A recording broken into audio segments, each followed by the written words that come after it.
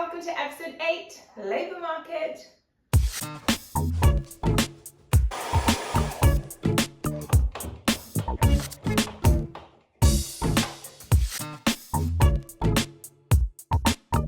First thing that you need to know is endogenous inflation. All the prices just need to stay fixed.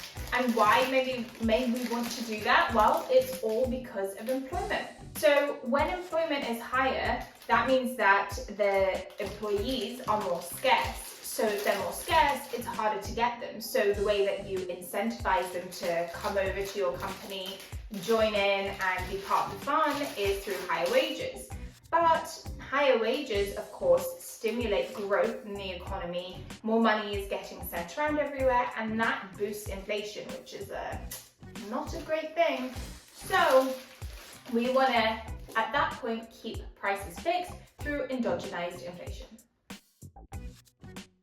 So what is the labour market? It's basically just how wages are determined. Like, why do I get paid the amount I get paid? Why do you one day get paid the amount that you get paid? Or maybe currently if you have a part-time job or something. So that's what the labour market looks into, which is actually quite interesting, because why do certain people get certain money for certain jobs and others don't or do also? So it's a fun little one. There's one type of wage that you should learn, and it's the reservation wage. So this is where somebody is indifferent whether they actually work or not. Let's say if £10 was my reservation wage, that means that at the money, £10 per hour, I would not care if I actually work or if I don't work. So would I rather sit at home and not make the money, or go to work and actually make that money? I completely have no preference. When it comes to that reservation wage, or just any wage in general, all employees have something called a bargaining power. And this totally depends on how expensive is it for the firm to actually find somebody else. So if it is expensive for them to train or outsource somebody else, then they might be more inclined to pay you a bit more, because going to somebody else would just cost them way more and even more. And then the other thing is, how hard is it for you to find another job? So if it's easy for you to just transfer to the next job that pays the same or more, you could be gone like that. So your bargaining power is super high because the company wants to keep you.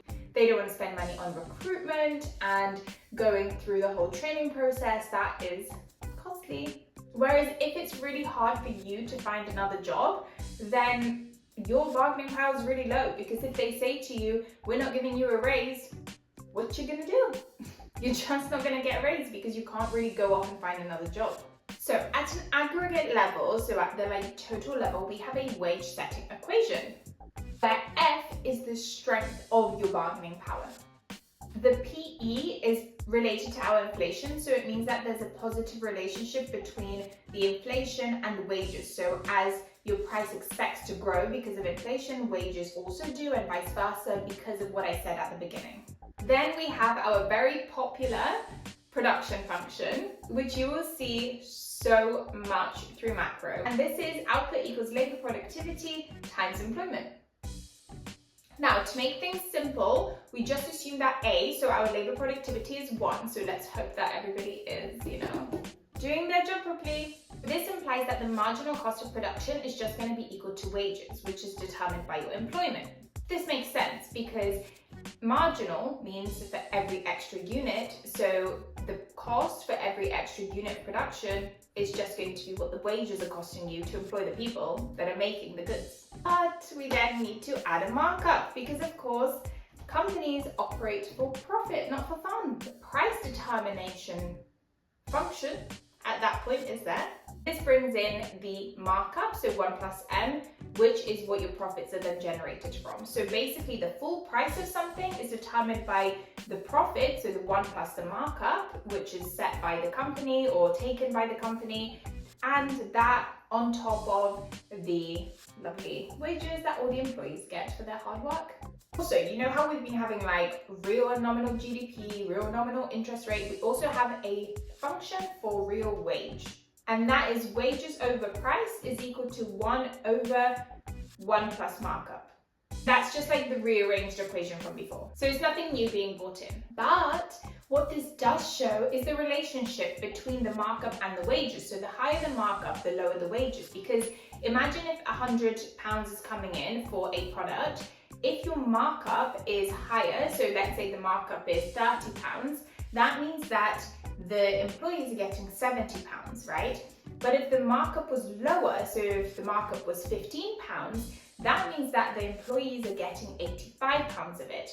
So there's only £100 to share, and that's going to go between employees and the firm.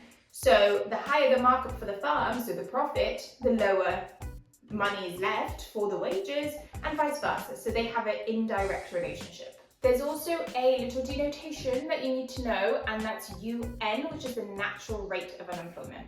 Also an equilibrium level of unemployment, and that's where the prices are equal to the expected prices.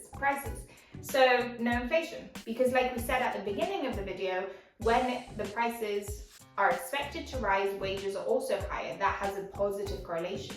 So if everything is the same, wages are the same, it's an equilibrium. We also have a graph, of course, to show this relationship.